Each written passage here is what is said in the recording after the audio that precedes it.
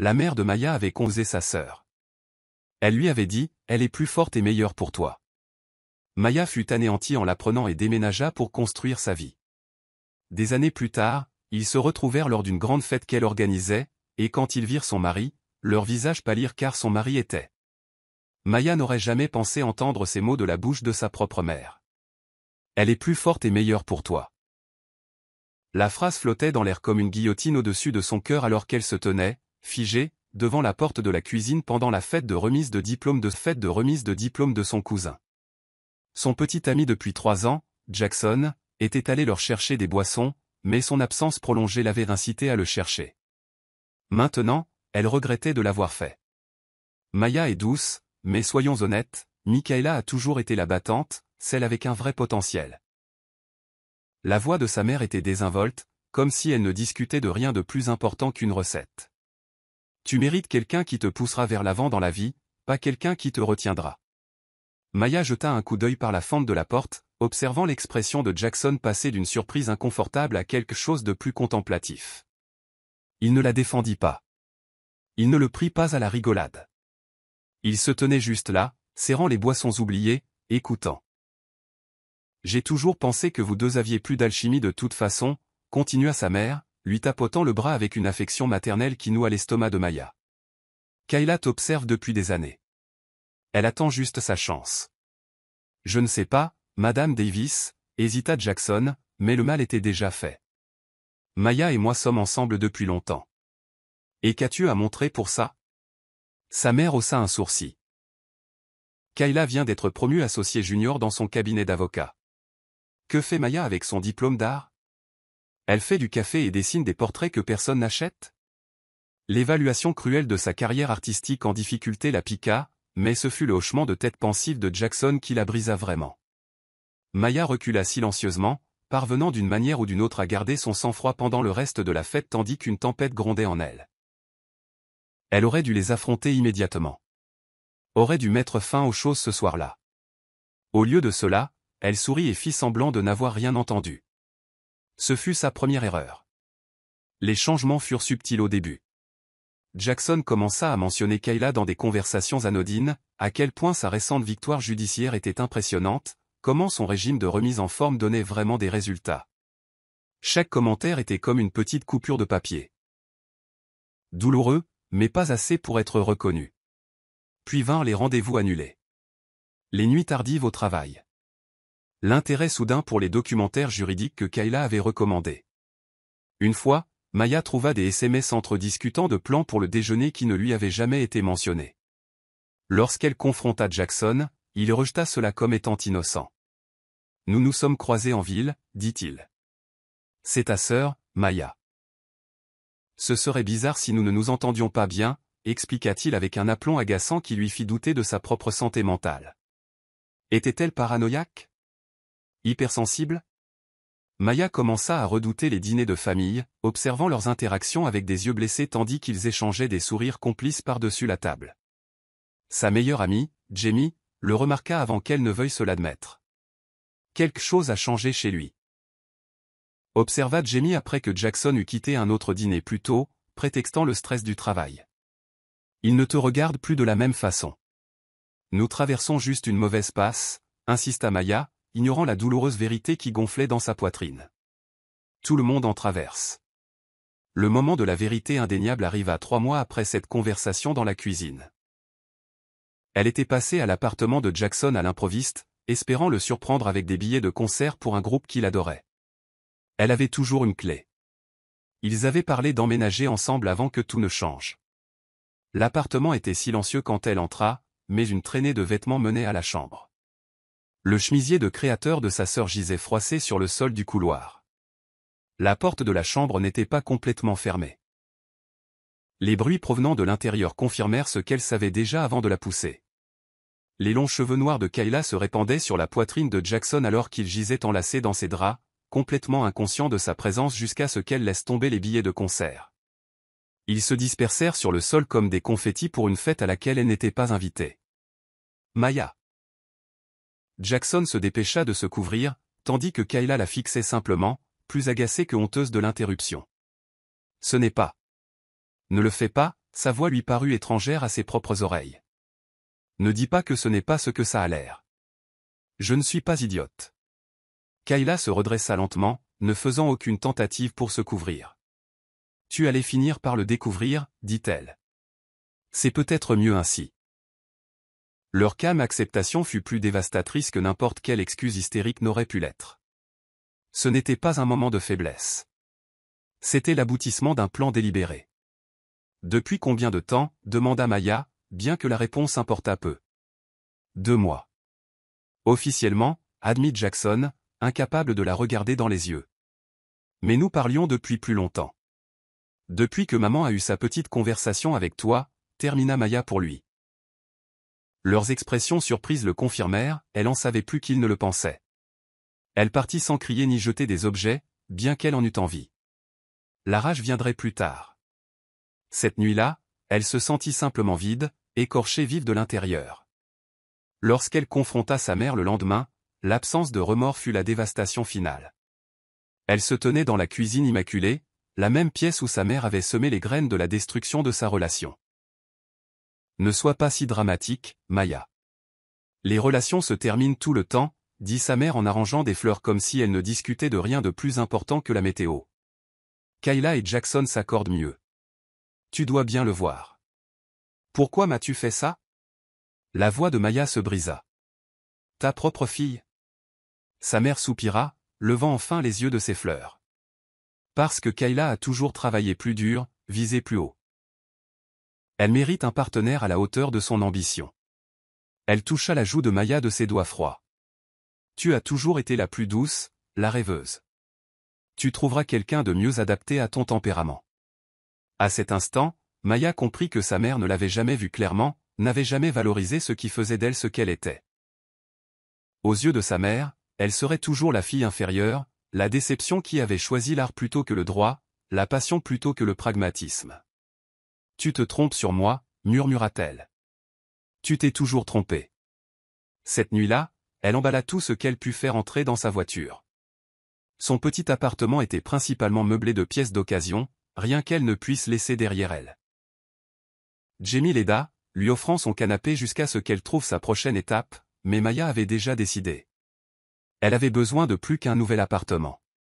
Elle avait besoin d'une nouvelle ville, d'un nouveau départ, un endroit où chaque coin de rue ne recelait pas de souvenirs de Jackson ou de rappels de la trahison de sa sœur. Tu es sûr de ça? Demanda Jamie alors que Maya chargeait la dernière boîte. S'enfuir ne résoudra rien. Je ne m'enfuis pas. Corrigea Maya, sentant un étrange calme s'installer en elle. J'avance. Le lendemain matin, elle laissa une courte note pour sa mère, sa sœur et Jackson. Elle ne contenait ni pardon ni accusation, juste 3 mots, regardez-moi prospérer. Avec son portfolio d'art, des économies qui dureraient 2 mois si elle faisait attention, et une détermination née d'un chagrin d'amour, elle dirigea sa voiture vers Chicago, une ville où personne ne connaissait son nom ni l'histoire de la facilité avec laquelle elle avait été remplacée. Chicago l'accueillit avec une pluie torrentielle. Quel à propos, pensa-t-elle alors que ses essuie-glaces luttaient contre le déluge. Son GPS la dirigea vers un motel en périphérie de la ville, le seul hébergement que ses fonds décroissants pouvaient lui permettre pendant qu'elle cherchait quelque chose de permanent. La chambre de motel sentait légèrement la cigarette et le désodorisant bon marché. Elle s'assit sur le bord du lit, entourée de ses affaires emballées à la hâte, et s'accorda 5 minutes pour pleurer. Juste 5 minutes de faiblesse avant que le vrai travail ne commence.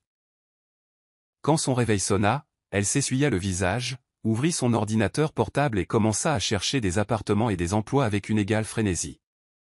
3 jours et 12 visites d'appartements plus tard, elle signa un bail pour un studio à Uptown. Un quartier avec du cachet, avait dit son agent immobilier avec optimisme. Ce qu'elle voulait dire, c'est que l'immeuble était vieux, l'ascenseur fréquemment en panne, et ses voisins un assortiment coloré d'étudiants, d'immigrants et de travailleurs de nuit. Le loyer consommait à peine les 2/3 de ce qui restait de ses économies, déclenchant le compte à rebours invisible de son expérience à Chicago. Tu as 30 jours, dit-elle à son reflet en épinglant des offres d'emploi sur son réfrigérateur avec des aimants en forme de petites parts de pizza. La seule touche décorative dans son nouveau chez-soi dépouillé. Trouve du travail ou admets ta défaite. 28 jours plus tard, après une série de refus et de candidatures sans réponse, elle entra chez Meridian Investment Group pour son dernier entretien programmé. La réceptionniste la dirigea vers une zone d'attente où une autre candidate était assise, révisant ses notes, son tailleur de marque faisant paraître la robe de grand magasin soigneusement repassée de Maya soudainement inadéquate.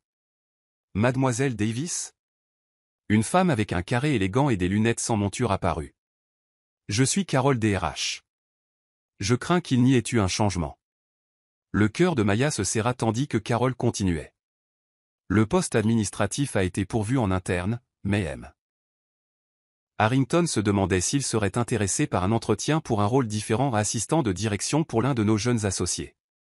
Elle suivit Carole à travers un dédale de box et de bureaux aux parois de verre, arrivant finalement à un espace de travail en angle où un homme était assis, entouré de piles de rapports et de boîtes de plats à emporter. Il leva les yeux, révélant des yeux fatigués et une barbe de la veille qui, curieusement, rehaussait plutôt que ne nuisait à son apparence professionnelle. Phil Reynolds se présenta Théilan se levant pour lui serrer la main. Désolé pour le désordre, les rapports annuels sont dus, et ma dernière assistante a démissionné sans préavis. Maya Davis, répondit-elle, surprise par sa poignée de main ferme et son regard direct. Je suis flexible quant aux descriptions de poste tant qu'elles s'accompagnent d'un salaire. Un sourire effleura son visage. Honnête. J'apprécie ça. Il lui désigna la chaise en face de lui. Dites-moi, pourquoi une diplômée en art 2? Il jeta un coup d'œil à son CV, Philadelphie voudrait-elle travailler dans une société d'investissement de Chicago? Elle aurait pu formuler une réponse diplomatique sur les changements de carrière et la sécurité financière. Au lieu de cela, elle s'entendit dire, parce que recommencer à zéro nécessite parfois de brûler la carte de son ancienne vie et d'en dessiner une nouvelle.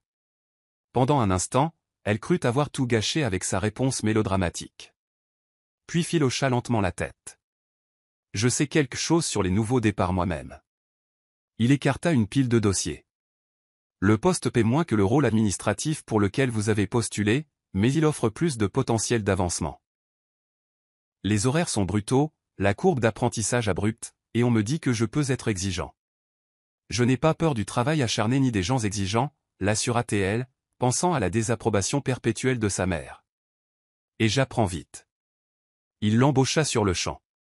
Elle commença le lendemain matin. Les premières semaines mirent à l'épreuve toutes ses limites.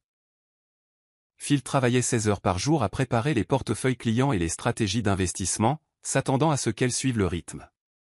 Elle lui apportait du café qui refroidissait pendant qu'il analysait les tendances du marché, commandait des déjeuners qu'il oubliait de manger, et organisait le chaos en système gérable tout en absorbant la terminologie de l'investissement par osmose. « Pourquoi es-tu encore là ?» demanda-t-il un soir à 23 heures, levant les yeux pour la trouver en train de réorganiser ses dossiers clients par profil de risque plutôt que par ordre alphabétique. « Parce que le travail n'est pas terminé, répondit-elle simplement. Leurs premières interactions étaient strictement professionnelles mais ponctuées de moments gênants, comme lorsqu'il lui envoya accidentellement un SMS destiné à son frère, se plaignant d'un mauvais rendez-vous, ou lorsqu'elle renversa du café sur des documents importants et faillit pleurer de stress et d'embarras. « Ce n'est que du papier, dit-il en l'aidant à éponger le désordre. Les données sont sauvegardées. Respire, Maya. Les pauses déjeuner devinrent leur moment de complicité involontaire. Phil insistait pour qu'elle quitte le bureau, l'entraînant vers des food trucks ou des restaurants modestes où ils discutaient de tout sauf du travail, de sa passion pour les motos classiques à l'art abandonné de Maya. Elle restait vague sur son passé, mais il ne la pressait jamais pour des détails qu'elle n'était pas prête à partager. « Tu es un mystère, Davis », commenta-t-il une fois autour de sandwichs vietnamiens. La plupart des gens aiment parler d'eux-mêmes. La plupart des gens ont des histoires qui valent la peine d'être partagées, esquiva-t-elle. Au fil des mois, leur rythme professionnel s'améliora tandis que leur relation personnelle s'approfondissait. Phil commença à solliciter son avis sur les présentations clients. Elle se mit à anticiper ses besoins avant qu'il ne les exprime. Les longues soirées passèrent d'un silence stressé à une collaboration conviviale, occasionnellement ponctuée de conversations étonnamment personnelles. Mon père voulait que je reprenne son entreprise de construction, confia Phil lors d'une soirée particulièrement tardive. Il considère la finance comme un jeu avec l'argent des autres. Nous ne nous sommes pas parlé depuis 2 ans. Ma mère a toujours préféré ma sœur, offrit-elle en retour, sa première mention de sa famille. Rien de ce que je faisais n'était jamais tout à fait assez bien. Il n'offrit ni platitude ni jugement, juste un silence compréhensif qui sembla plus guérisseur que n'importe quel mot n'aurait pu l'être. 6 mois après sa réinvention à Chicago, Phil lui demanda de dîner avec lui dans un vrai restaurant au lieu de manger des plats à emporter à leur bureau. Elle supposa que c'était pour célébrer l'obtention d'un client important. Au lieu de cela, au dessert, il poussa un plan d'affaires sur la table. « Je développe ça depuis 3 ans, expliqua-t-il pendant qu'elle parcourait le document. Une société d'investissement de niche axée sur les entreprises durables et les entrepreneurs de première génération, des clients négligés par les sociétés traditionnelles. » Elle leva les yeux, confuse. « C'est impressionnant, mais pourquoi me le montrer ? » « Parce que je quitte Meridian le mois prochain pour le lancer. » Il se pencha en avant, les yeux intenses. « Et je veux que tu viennes avec moi. Pas comme mon assistante, mais comme directrice des opérations. Tu comprends les systèmes, les gens, et comment faire fonctionner les choses d'une manière que je ne pourrai jamais. » C'est insensé, réussit-elle à dire, le pouce accélérant. Je comprends à peine le monde de l'investissement. Tu comprends plus que tu ne le penses, rétorqua-t-il. Et tu as quelque chose de plus précieux. L'intégrité et l'intuition. Les aspects techniques peuvent s'apprendre. Ce serait risqué, dit-elle prudemment, bien que quelque chose en elle eût déjà commencé à dire oui. Extrêmement, acquiesça-t-il avec une franchise inattendue. Nous pourrions échouer de manière spectaculaire. Mais je préférerais échouer en construisant quelque chose de significatif plutôt que de réussir à rendre des gens riches marginalement plus riches. Elle étudia son visage, cherchant des signes d'impulsivité ou d'ambition creuse. Au lieu de cela, elle trouva une détermination constante et, étonnamment, de la confiance en elle. « Quand commençons-nous » s'entendit-elle demander, sentant, pour la première fois depuis son départ de Philadelphie, qu'elle avançait vers quelque chose, et pas seulement qu'elle fuyait. Leur transition de collègue à partenaires commerciaux se fit sans heurts. Mais le passage d'amis à quelque chose de plus les prit tous les deux par surprise. Cela commença par de longues soirées à réviser des plans d'affaires qui évoluèrent en conversation sur les espoirs et les rêves. Puis des dîners qui duraient bien au-delà des discussions de travail. 6 mois après le lancement de leur nouvelle entreprise, Phil l'embrassa pour la première fois devant leur immeuble de bureau alors que la neige tombait doucement autour d'eux. Aucun d'eux n'en parla le lendemain, tous deux craignant de compliquer leur précaire relation commerciale. Mais lorsque cela se reproduisit une semaine plus tard, ils ne purent plus prétendre que c'était une impulsion. Cela pourrait ruiner tout ce que nous avons construit, l'avertit-elle un soir. Ou cela pourrait être le fondement de quelque chose d'encore meilleur, rétorqua-t-il, toujours l'optimiste face à sa prudence réaliste. Leur cours fut peu conventionnel, des réunions d'affaires qui se transformaient en rendez-vous, des voyages d'études de marché qui devenaient des escapades de week-end. Ils gardèrent cela privé vis-à-vis des clients et des investisseurs, déterminés à être pris au sérieux dans un domaine où les femmes étaient souvent considérées comme des accessoires plutôt que des égales. Mais moins d'1 an plus tard, Phil la demanda en mariage lors d'un moment banal, tous deux en survêtement, révisant les projections trimestrielles sur le sol de son salon. « Épouse-moi » dit-il soudainement, levant les yeux d'une feuille de calcul. « Sois ma partenaire en tout. Pas de bague. Pas de discours répétés. Juste une certitude authentique qui l'a pris au dépourvu. Les gens diront que c'est trop tôt, hésita-t-elle, bien que son cœur eût déjà répondu. Laisse-les parler, dit-il. Je n'ai jamais été aussi sûr de rien. Ils se marièrent 3 mois plus tard au palais de justice, avec seulement Jamie, venu de Philadelphie, et le frère de Phil, Michael, comme témoin. Elle portait une simple robe crème, tracite. Il n'y eut pas de vœux élaborés, juste des promesses simples prononcées avec une conviction indubitable. Je te choisis comme ma partenaire en toutes choses, dit Phil, lui tenant fermement les mains. Je promets que notre partenariat passera toujours en premier, avant le travail, avant le succès, avant tout. Les mots guérirent quelque chose en elle qui avait été brisé par la trahison. Ce n'était pas un homme cherchant quelqu'un de plus fort ou de meilleur. Il la voyait exactement telle qu'elle était et la choisissait délibérément. Leur réception fut un dîner tranquille dans leur restaurant vietnamien préféré, celui où ils avaient partagé tant de déjeuners. La propriétaire, Madame Angouin, insista pour décorer leur table avec des fleurs et servir du champagne qu'elle avait caché pour les occasions spéciales. Au partenariat qui nous élève, trinqua Phil.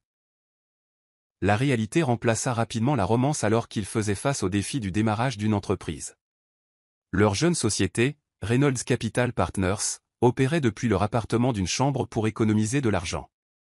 La table de la salle à manger devint leur salle de conférence, le salon se transforma en bureau improvisé, et les classeurs servaient de table d'appoint. Ils organisaient des réunions clients dans des cafés ou des halls d'hôtel, créant soigneusement l'illusion d'un succès établi qu'ils n'avaient pas encore atteint. Elle prit un emploi à temps partiel dans une galerie d'art pour compléter leurs revenus pendant que Phil démarchait des clients potentiels. Leurs économies diminuèrent alors que les mois passaient sans la percée dont ils avaient désespérément besoin. Certaines nuits, elle le trouvait encore éveillé à 3 heures du matin, recalculant des projections ou révisant des propositions. Nous devrions envisager de prendre des clients plus traditionnels, suggéra-t-elle délicatement après 6 mois à peine à couvrir les dépenses. Juste jusqu'à ce que nous soyons établis. Si nous faisons des compromis maintenant, nous ne reviendrons jamais à notre vision originale, argua-t-il. La détermination têtue dans sa voix était à la fois admirable et effrayante. Leur première vraie dispute en tant que couple marié éclata à propos des finances. Phil voulait investir leurs fonds d'urgence dans l'expansion de l'entreprise. Elle insistait sur le fait qu'ils avaient besoin de sécurité. La dispute se termina par des portes claquées et des sentiments blessés, mais aussi par un compromis, la moitié pour la croissance, la moitié pour la sécurité. Cela devint leur schéma. Son ambition équilibrée par son pragmatisme, créant un équilibre qu'aucun d'eux ne pouvait atteindre seul. 8 mois après leur mariage, l'opportunité frappa enfin à leur porte. Une petite entreprise d'énergie durable avait besoin d'investisseurs qui comprenaient leur mission au-delà des marges bénéficiaires. Phil passa des semaines à élaborer une présentation qui expliquait non seulement les retours sur investissement, mais aussi l'impact environnemental et les avantages pour la communauté. Elle resta debout toute la nuit à concevoir des brochures d'information qui mettaient en valeur à la fois le professionnalisme et la personnalité. Le client les choisit au détriment de sociétés établies, amenant avec lui 3 autres entreprises soucieuses de l'environnement.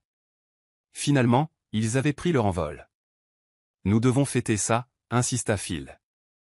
Bien qu'elle hésitât à dépenser de l'argent, il la surprit en recréant leur premier rendez-vous.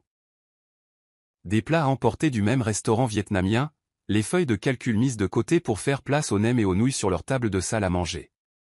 À notre première grosse affaire, trinqua-t-il, levant une tasse à café remplie de vin de supermarché. Et à ma brillante épouse, qui n'a jamais cessé de croire, même quand j'ai failli le faire. L'entreprise connut une croissance constante après cette première percée. Leur appartement devint de plus en plus exigu avec les boîtes d'archives et le matériel de bureau. Des stagiaires travaillaient depuis leur canapé. Les conférences téléphoniques avaient lieu dans leur chambre, portes fermées.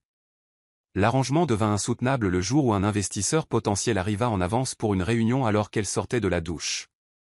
Nous avons besoin de vrais bureaux, concéda Phil ce soir-là. Et peut-être d'une maison où je ne trouve pas de trombone dans la boîte de céréales. Avec un optimisme prudent, ils signèrent un bail pour un petit bureau en centre-ville et emménagèrent dans un appartement légèrement plus grand, avec une chambre d'amis qui ne servirait pas de débarras pour les documents professionnels. La séparation entre travail et domicile apporta un équilibre bienvenu à leur relation. 3 années de travail acharné suivirent. Phil se forgea une réputation d'intégrité et d'innovation dans l'investissement durable. Leur liste de clients s'étendit au-delà de Chicago aux États voisins. Elle mit en place des systèmes et des équipes qui transformèrent sa vision en réalité opérationnelle. Ils se complétaient parfaitement, son charisme et sa réflexion stratégique associés à son souci du détail et à ses compétences organisationnelles. Leur plus grande étape arriva de manière inattendue. Un important groupe d'investissement approcha Phil pour acquérir Reynolds Capital Partners. Leur offre était généreuse mais incluait une condition, il devrait rester PDG de la nouvelle division d'investissement durable élargie, avec une autorité décisionnelle complète sur les investissements éthiques. Je n'aurais jamais imaginé diriger quelque chose d'aussi grand, admit-il la nuit suivant la signature des contrats. Ils se tenaient dans la cuisine de leur nouvelle maison, une modeste mais belle maison de 3 chambres dans un quartier dont ils n'avaient fait que rêver au début. Ils n'ont pas seulement acheté l'entreprise, lui rappela-t-elle en redressant sa cravate. Ils ont acheté ta vision. Ton intégrité. La transition ne fut pas facile. Phil travailla plus longtemps pour établir la nouvelle division tandis qu'elle s'adaptait à son rôle de directrice des opérations. Mais le voir en action, commandant des salles de conseil avec la même passion qu'il avait autrefois affichée dans leur minuscule appartement, la remplit d'une fierté qui éclipsa les sacrifices. Nous l'avons fait, murmura-t-il pendant le toast au champagne lors de l'annonce officielle de sa nomination au poste de PDG. ensemble. Et alors qu'elle le regardait serrer la main des cadres qui lui rendaient désormais des comptes, elle pensa au chemin parcouru depuis ce jour pluvieux où elle était arrivée à Chicago, le cœur brisé et seul. La vie lui avait tout pris, pour ensuite le remplacer par quelque chose qu'elle n'aurait jamais pu imaginer. 5 ans après l'entrée en fonction de Phil comme PDG, Maya s'était solidement établie comme bien plus que la simple épouse du patron.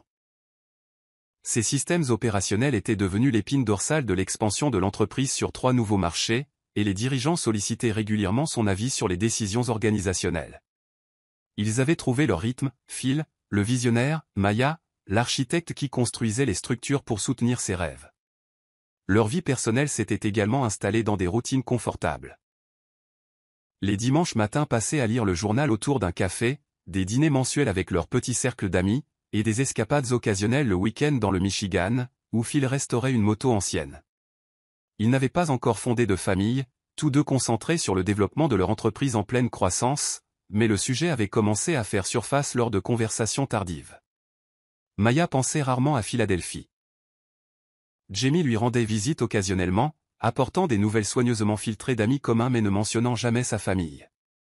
Elle avait fait la paix avec ce chapitre de sa vie qu'elle croyait fermement clos, du moins jusqu'à un mardi matin particulier. « Tu voudras peut-être voir ça », dit Phil en faisant glisser un magazine financier sur la table du petit déjeuner. Le petit titre dans le coin disait « Davis est associé au bord de la faillite après une expansion ratée ». Le cabinet d'avocat de sa sœur. Celui qu'elle avait construit avec son ex-petit ami après qu'il eut quitté son poste précédent pour rejoindre son cabinet. « Je ne savais pas que tu suivais encore les nouvelles de Philadelphie, » dit Maya, essayant de paraître désinvolte alors que son cœur s'emballait. « Non, mais Meridian Investment Group est sur notre liste d'acquisitions potentielles, et ton ex y travaille maintenant. Leur service juridique sous-traite à Davis et Associés. » Phil l'observa attentivement. « Je voulais que tu l'apprennes de moi avant que le bureau ne commence à en parler. » L'article du magazine détaillait la tentative ratée de Kayla d'étendre son cabinet à l'échelle nationale, entraînant une dette croissante et une perte de clients. Jackson avait apparemment rejoint l'équipe de conformité de Meridian après l'effondrement de leur coentreprise, acceptant une baisse de salaire significative. L'ironie ne lui échappa pas, le « meilleur parti » que sa mère avait manigancé se débattait maintenant, tandis qu'elle était assise dans sa belle cuisine à côté d'un mari prospère. « Est-ce que cela change tes plans d'acquisition » demanda-t-elle avec pragmatisme. « Cela dépend de toi » répondit Phil. Le portefeuille d'énergie durable de Meridian correspond parfaitement à notre stratégie de croissance, mais j'y renoncerai si cela te met mal à l'aise.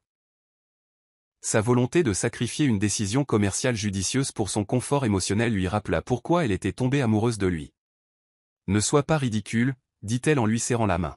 « Ce ne sont que des affaires. » 2 semaines plus tard, l'acquisition était finalisée. Meridian conserverait son identité de marque tout en opérant sous leur égide, Jackson restant à son poste de conformité, techniquement désormais leur employé, bien que plusieurs niveaux de direction les sépareraient. « Nous devrions organiser un gala », suggéra Phil un soir alors qu'ils examinaient les résultats trimestriels. Célébrer l'acquisition, présenter notre portefeuille durable élargi aux investisseurs et introduire l'équipe de Meridian à notre culture d'entreprise. La suggestion n'était pas inhabituelle, ils organisaient des événements similaires chaque année, généralement au musée d'histoire naturelle de Chicago, où le thème de la durabilité résonnait avec les valeurs de leur entreprise. Ce qui l'a pris au dépourvu fut le commentaire suivant de Phil. « Je pense que nous devrions inviter Jackson, Davis et Associés, et les acteurs clés de Philadelphie, y compris tous les représentants légaux affiliés. Leur montrer que nos valeurs d'entreprise s'étendent au-delà de Chicago. » La tasse de thé de Maya se figea à mi-chemin de ses lèvres. « Tu veux inviter ma sœur et mon ex-petit ami à notre gala d'entreprise ?» Phil posa ses papiers. « C'est de ça qu'il s'agit ? Je n'avais aucune idée que la Davis dans les documents juridiques était ta sœur. » Sa surprise sincère lui fit réaliser qu'elle ne lui avait jamais raconté toute son histoire familiale, seulement de vagues références à une mère difficile et une sœur préférée. Il savait qu'elle avait quitté Philadelphie après une trahison mais ne connaissait pas les détails. Elle avait si bien compartimenté qu'elle avait oublié qu'il ne pouvait pas voir les liens qui lui semblaient si évidents. Cette nuit-là, elle lui raconta enfin tout. La manipulation de sa mère, la trahison de Jackson, la cruauté de Kayla. Elle s'attendait à de la sympathie, peut-être à une colère protectrice de sa part. Ce à quoi elle ne s'attendait pas, C'était le silence pensif de Phil, suivi d'une perspective inattendue. Peut-être est-il temps qu'il voie qui tu es devenu, dit-il finalement. Pas par vengeance, mais pour tourner la page. Tu as construit une vie extraordinaire, Maya. Une vie authentique à qui tu es, pas à ce que quelqu'un d'autre voulait que tu sois. Ces mots débloquèrent quelque chose en elle. Un désir non pas de châtiment, mais de reconnaissance. Non pas pour les blesser comme il l'avait blessé, mais pour se tenir avec confiance devant eux en tant que la femme qu'elle était devenue, malgré leur dénigrement de sa valeur. Nous les inviterons, décida TL. Tous, Jackson, Kayla, même ma mère. Les semaines suivantes furent un tourbillon de préparatifs pour le gala, accompagné d'un nœud d'anxiété croissant dans son estomac. Elle canalisa son énergie nerveuse pour s'assurer que chaque détail soit parfait, du menu de fruits de mer durable au transport neutre en carbone pour les invités. Leur coordinatrice d'événements commenta qu'elle n'avait jamais été aussi impliquée dans la planification auparavant. En examinant la liste finale des invités, voyant leur nom en noir et blanc, une vague d'émotion qu'elle pensait avoir traitée il y a des années la submergea. Que penserait-il en la voyant maintenant? Sa mère la considérerait-elle toujours comme la fille inférieure? Jackson regretterait-il son choix? Les questions tournaient comme des vautours, malgré ses tentatives pour les écarter. Tu as des doutes? Demanda Phil un soir, la trouvant en train de répéter des conversations imaginaires devant le miroir de leur chambre. Pas à propos de les invités, précisa-t-elle. Je me demande juste si je fais ça pour les bonnes raisons. Est-ce que je cherche encore leur approbation après toutes ces années? Phil s'assit à côté d'elle, lui prenant les mains. Toi seul peux répondre à ça. Mais de mon point de vue, tu as cessé d'avoir besoin de l'approbation de qui que ce soit le jour où tu es arrivé à Chicago avec rien d'autre que ta détermination et ton talent. Il lui embrassa le front. Quelles que soient tes raisons, je serai à tes côtés. Sa confiance inébranlable renforça la sienne. Le lendemain matin, Maya approuva la liste finale des invités sans hésitation. Les RSVP arrivèrent progressivement, associés, investisseurs, employés de Meridian. Puis vint la réponse de Philadelphie. Jackson assisterait en tant que responsable de la conformité de Meridian. Kayla l'accompagnerait en tant qu'épouse. Et, plus surprenant encore, sa mère accepta avec une brève note indiquant qu'elle avait hâte de renouer après toutes ces années. Les invitations officielles furent postées 3 semaines avant l'événement, d'élégants cartons sur papier recyclé et à l'encre de soja qui reflétaient les valeurs de leur entreprise. Pour les invitations de sa famille, elle ajouta une note personnelle, « J'ai hâte de vous montrer la vie que j'ai construite. Maya Reynolds. » Alors que le gala approchait, sa garde-robe devint une source d'anxiété inattendue. La robe parfaite devint symbolique. Elle devait projeter la confiance sans tentative évidente d'impressionner. Après d'innombrables virées shopping, elle la trouva, une robe émeraude sophistiquée qui mettait en valeur ses yeux et projetait une autorité élégante. Prête à affronter ton passé, demanda Phil la veille du gala, la trouvant en train de répéter des conversations imaginaires devant le miroir de leur chambre. Prête à présenter mon présent, corrigea-t-elle, soudain certaine de son but. Il ne s'agissait pas de prouver sa valeur à des gens qui l'avaient sous-estimée. Il s'agissait d'honorer le chemin qui l'avait mené à une vie plus épanouissante que tout ce qu'elle aurait pu imaginer en fuyant Philadelphie. Le musée d'histoire naturelle se transforma magnifiquement pour le gala, avec un éclairage durable projetant une lueur chaleureuse sur le grand hall. Phil et Maya arrivèrent tôt pour vérifier les derniers arrangements, les centres de table floraux biologiques, le menu local, le quartet de jazz jouant doucement dans un coin. Tout était parfait. Tout était le reflet des valeurs qui avaient bâti leur succès. Nerveuse? Demanda Phil, ajustant son nœud papillon alors qu'il regardait le personnel ajouter les touches finales. Curieusement, non, réalisa TL avec surprise. L'anxiété qui l'avait tourmenté pendant des semaines s'était dissipée, remplacée par une calme certitude. C'est notre monde.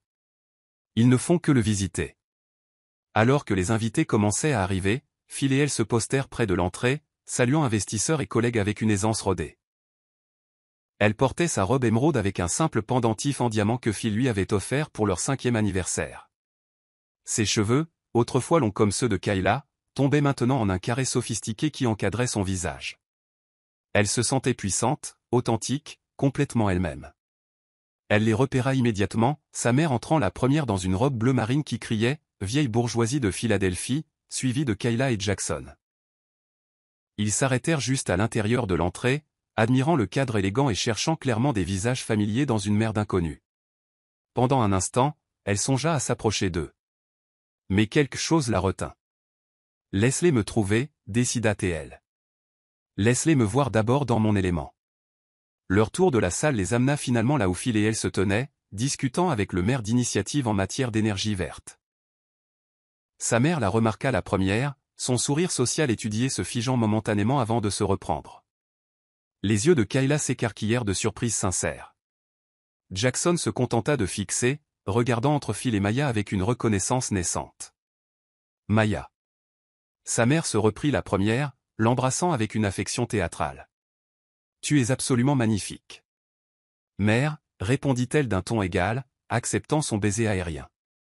Je suis contente que vous ayez pu venir. Elle se tourna pour inclure Phil. Voici mon mari, Phil Reynolds, PDG de Reynolds Energy. Phil Reynolds, précisa Kayla en tendant la main. Toujours à rechercher, toujours à calculer les avantages. Certaines choses ne changeaient jamais. Votre réputation vous précède. J'ai suivi l'expansion de votre entreprise avec intérêt.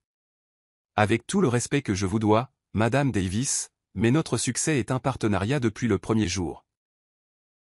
Répondit Phil avec aisance, sa main trouvant le creux des reins de Maya. Le génie opérationnel de Maya a rendu ma vision possible. La surprise dans leurs yeux était subtile mais indubitable. Ce n'était pas le récit auquel ils s'attendaient, la fille au cœur brisé trouvant un homme prospère pour la sauver. C'était un partenariat d'égal à égal. Jackson Davis, se présenta sèchement son ex. Responsable de la conformité chez Meridian. Oui, nous connaissons votre poste. Acquiesça Phil avec professionnalisme. Bienvenue dans la famille des entreprises. L'expression de Jackson changea à mesure que la compréhension se faisait jour. Vous êtes la nouvelle société mère de Meridian? En effet, confirma-t-elle, savourant le moment sans malice. L'acquisition a été finalisée le mois dernier. Phil fera l'annonce officielle pendant son discours. Leur malaise était palpable alors qu'ils digéraient cette nouvelle réalité. L'homme qu'il avait rejeté pour quelqu'un de plus fort rendait désormais des comptes à l'entreprise qu'elle avait aidé à bâtir. La sœur qui avait pris ce qui lui appartenait se tenait maintenant devant elle, non pas comme la sœur supérieure, mais comme l'épouse d'un employé de niveau intermédiaire. Si vous voulez bien nous excuser, dit Phil avec grâce, nous devrons. Et on continuait à saluer. S'il vous plaît, amusez-vous bien. Alors qu'il s'éloignait, elle surprit sa mère la regardant avec une expression qu'elle ne pouvait pas tout à fait déchiffrer, quelque chose entre le calcul et une véritable perplexité. La soirée se déroula avec une précision chorégraphiée. Le dîner fut servi, des récompenses remises aux membres clés de l'équipe, y compris plusieurs qu'elle avait personnellement encadrés. Pendant tout ce temps, elle sentit leur regard la suivre, observant tandis que des cadres sollicitaient son avis, que Phil faisait référence à ses contributions dans les conversations, qu'elle naviguait dans la salle avec l'assurance de quelqu'un qui était exactement à sa place. Le discours de bienvenue de Phil eut lieu après le dîner. Il parla avec éloquence de l'investissement durable, de la construction d'entreprises qui valorisaient plus que les simples marges bénéficiaires. Puis vint l'annonce de l'acquisition de Meridian, avec Jackson mal à l'aise sous les projecteurs alors que Phil l'accueillait, ainsi que ses collègues, au sein de leur structure d'entreprise. La dynamique du pouvoir n'aurait pas pu être plus claire si elle avait été conçue intentionnellement. La mère de Maya la trouva ensuite à la table des desserts, une coupe de champagne à la main. « J'ai toujours su que tu réussirais bien dans la vie », déclara-t-elle comme si elle réécrivait l'histoire. « Tu avais un tel potentiel. » « Vraiment » demanda Maya d'un ton neutre. « Je me souviens d'évaluations différentes. » Sa mère fit un geste dédaigneux. Une mère pousse ses enfants à donner le meilleur d'eux-mêmes. Kayla avait besoin de confiance. Toi, tu avais besoin de motivation. Ce dont j'avais besoin, c'était de soutien, corrigea doucement Maya. Ce que j'ai trouvé, c'est la force, selon mes propres termes. Eh bien. Sa mère sirota son champagne. Je suppose que je devrais remercier ce Phil d'avoir vu ce que j'avais manqué. Phil m'a vu clairement, acquiesça Maya. Mais il n'a pas créé mon succès, mère. Nous l'avons construit ensemble parce que nous nous estimons mutuellement comme des égaux. C'est la différence. Le sourire étudié de sa mère vacilla. Kayla et Jackson ont des difficultés, confia-t-elle, changeant de tactique. Peut-être pourriez-vous glisser un mot en leur faveur. La famille devrait s'entraider. Voilà, le véritable but derrière sa façade agréable. Pas la réconciliation, mais l'avantage. Certaines choses ne changeaient vraiment jamais. Leur performance déterminera leur avenir au sein de l'entreprise, répondit Maya d'un ton égal. Tout comme la mienne l'a fait.